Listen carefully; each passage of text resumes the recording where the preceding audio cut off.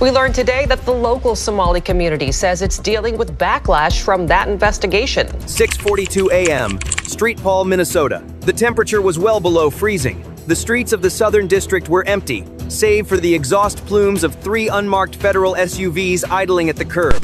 Inside those vehicles sat 11 federal inspectors from the FBI and the Department of Health and Human Services. They weren't there for a drug bust. They weren't there for a fugitive hunt. On paper, this was a routine compliance inspection of a state-licensed childcare center. The facility was run by Amina Farah Hassan, a 45-year-old director with a reputation that raised no suspicion. According to state records, she operated 5 separate childcare centers in the Twin Cities. Her files showed that she was caring for more than 820 children every day. Because of these enrollment numbers, the government subsidies arrived on time. State and federal agents had already raided Ali's daycare center in South Minneapolis. The business was suspected of billing the government quietly and reliably. Over 4 years, the total amount paid to her network exceeded $2.8 billion. But when the agents stepped out of their vehicles and approached the front door, the building was silent. There were no parents dropping off kids. There was no noise. The windows were dark. The lead inspector keyed the lock and pushed the door open. The air inside was stale and cold. The space felt wrong immediately. Toys sat on the shelves, arranged in perfect rows, covered by a thin layer of undisturbed dust. Cribs were fully assembled in the nursery, but the mattresses were pristine. They had never been slept in. Attendance sheets were posted on the wall, carefully filled out in blue ink. Every box was checked. Every name was accounted for. Yet, the room itself had never known life. This single center had received more than $46 million in taxpayer subsidies over the last 12 months. Yet there was no evidence that a single child had ever spent a full day there. Inside the director's private office, investigators found the proof of the deception. On the desk lay a heavy binder containing a fraudulent roster of more than 700 children. As agents flipped through the pages, they realized the sophistication of the scheme. These weren't just random names. The network had created synthetic identities. They utilized real social security numbers, purchased on the dark web, paired with falsified birth certificates, manufactured in a backroom print shop. They had created an army of ghost children who existed solely in the state's payment database. To a fraud scheme that totaled $250 million for funding that was for a nonprofit that was supposed to help hungry children. But the true horror was in the steel safe bolted to the floor in the corner of the room. When the forensic locksmith forced it open, they didn't just find ledgers. They found $38 million in cash, shrink-wrapped in black plastic. Sitting on top of the money were 5 heavy packages stamped with a specific insignia, the scorpion logo of the CJNG cartel. At that moment, the inspectors realized this wasn't just welfare fraud. This wasn't just someone skimming off the top. This was a money laundering terminal for a transnational criminal organization. Amina Farah Hassan wasn't running a daycare. She was running a bank for the cartel, funded entirely by American taxpayers. If you believe that stealing money meant for hungry children is a crime against humanity, hit the like button and comment "justice" below. The inspection had turned into a crime scene.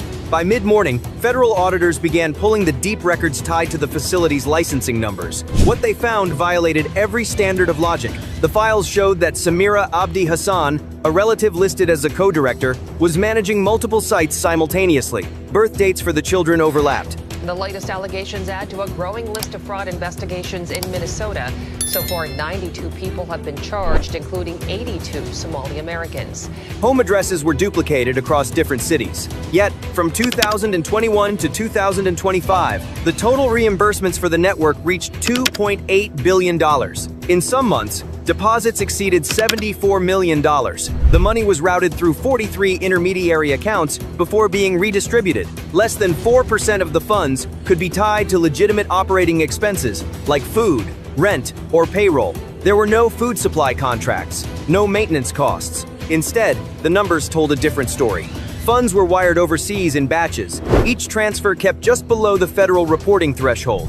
$312 million was processed in less than 9 months through a single account that never paid a single employee. The money was moving to East Africa, the Middle East, and shell companies in Mexico. This operation didn't survive because it was hidden.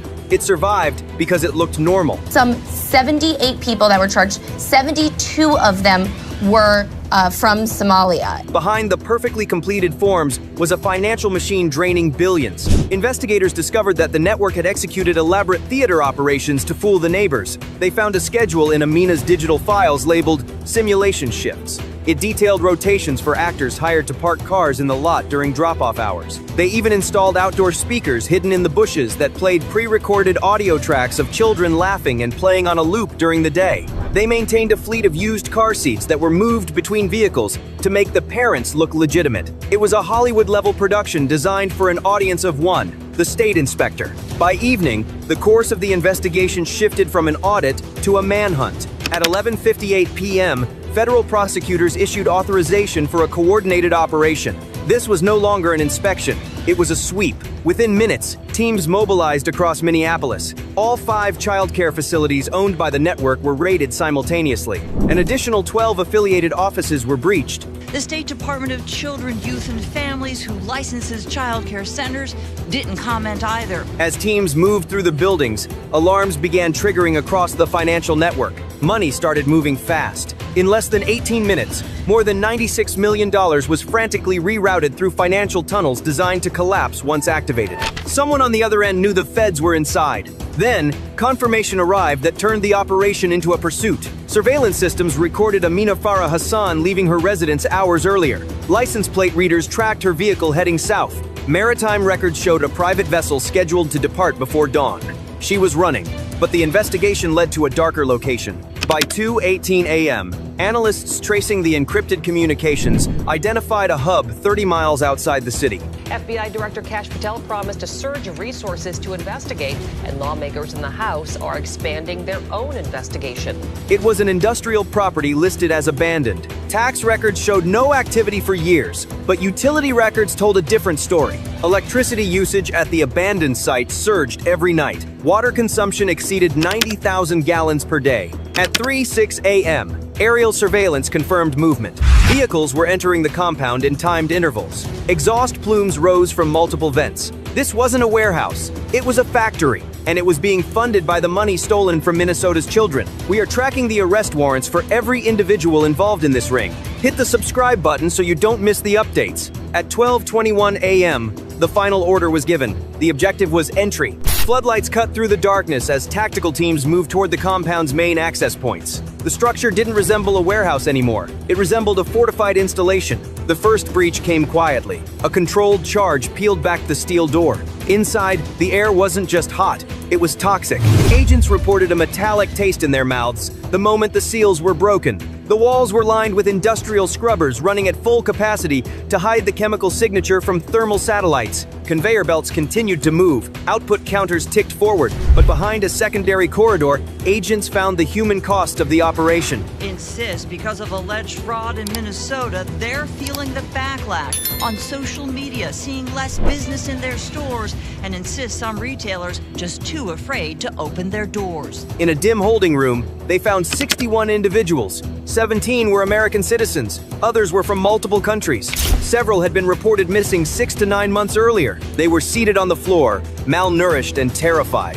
One man's pulse registered barely above 40 beats per minute. And the workers, they weren't just captives, they were ghosts. Their fingerprints had been burned off with acid to prevent identification if they ever escaped. This was the cartel's insurance policy against the human element. While rescue teams extracted the captives, evidence teams advanced to the production floor. What they found stunned seasoned officers. This facility was using the stolen childcare funds to purchase precursor chemicals. Ledgers showed purchases exceeding $1.4 billion over 18 months. The factory was producing 32 to 38 tons of fentanyl per day, alongside over 70 tons of cocaine per week. It was a closed loop. The government paid the daycare centers. The daycare centers washed the money. The money funded the drug factory. The drugs destroyed the community. By 4:19 a.m., the scale became undeniable. Production floors extended across 4 levels. One line item listed a single week's output valued at over $3.2 billion. As dawn approached, the compound was fully under control. The silence that followed was heavy. At 10:26 a.m., federal briefings began in a secured building. $4 million of hard-earned tax dollars going to an education center that can't even spell learning correctly. The total confirmed financial loss to the taxpayers stood at over $4.3 billion. That figure represented assistance that never reached the people it was intended to protect. Investigators estimated that more than 68,000 low-income children across the state had lost access to childcare because funds had been diverted to this criminal network. Legitimate childcare providers had closed because they couldn't compete with a fraud ring that didn't have to pay for food or staff. In some neighborhoods, licensed childcare capacity fell by nearly 22%. The system had not been blind. It had chosen not to look. Approvals had become automated. Oversight had become procedural. In a system built for efficiency, repetition was mistaken for reliability. This case forces a hard look at the vulnerability of the American welfare system. For years, the focus has been on accessibility, getting money to people fast. But speed killed verification. The Ghost Child Network exploited the very compassion that defines the system. They knew that bureaucrats are afraid to ask hard questions. They weaponized political correctness to steal billions. The investigation into Amina Farah Hassan proved that the most dangerous threats don't always look like criminals. Sometimes, they look like pillars of the community. They follow the rules, they file the paperwork, and they steal the future right out from under us. The factory is shut down. The money is frozen. But the question remains, how many other facilities are sitting empty right now, collecting millions, while children go without? If you believe we need a complete audit of every welfare program in America, comment "accountability" below. Stay vigilant.